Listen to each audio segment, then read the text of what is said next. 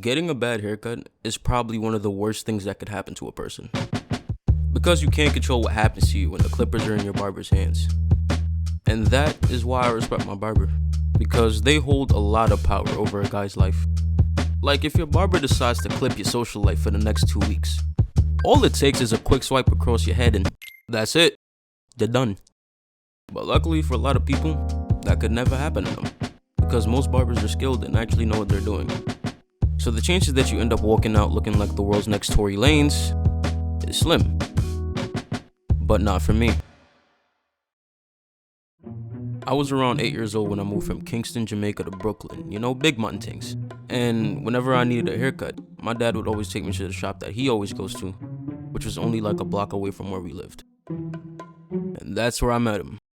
That's where I met the guy that would end up cutting my hair for the next couple years. And I'm not gonna lie, his hands were blessed. He easily became one of the best barbers I ever had. And barbers like him don't come around too often.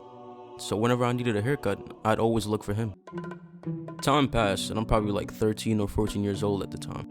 I was in desperate need of a haircut, so I thought I'd go see the man himself. My barber. Who apparently isn't here. I asked the barber who sits next to him where he went, and he told me he went on vacation with his family and wouldn't be back until next month. But I ain't have until next month, bro. I needed the cut now.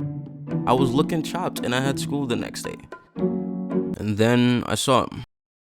The guy at the back of the barbershop. Alright, bro. That was enough reason for me to turn around and just find a new barber, but my mind was already set.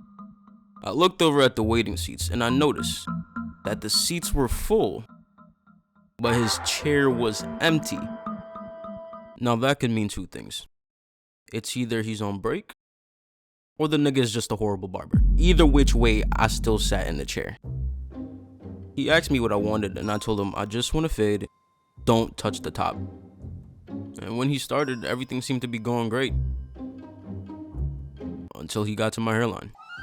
Now, I have a really unique yet simple hairline. It's fairly straight, but it curves in a little bit for the widow's peak, and I have a slit on the right side.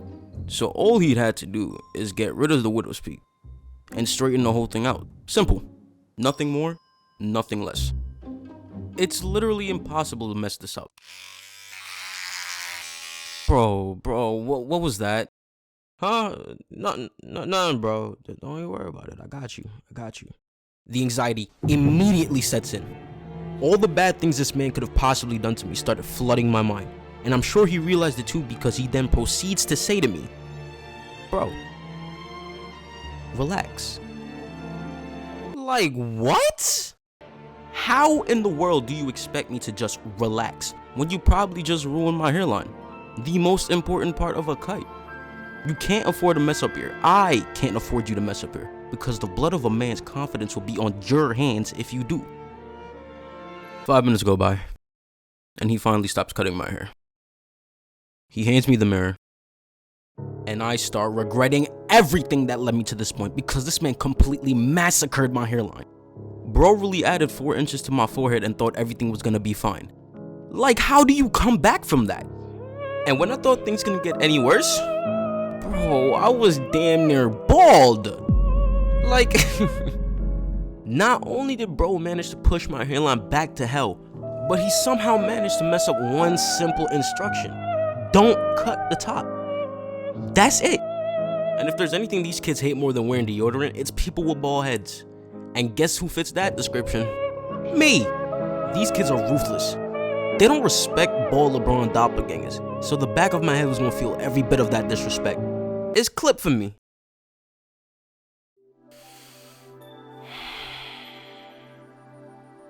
I looked up at him, and I said nothing, because I'm sure he knew. I left that barbershop sad, pissed, and filled with regret, because I only have myself to blame. The warning signs were there, and I chose to ignore them. So this is what I get. And you know what's crazy?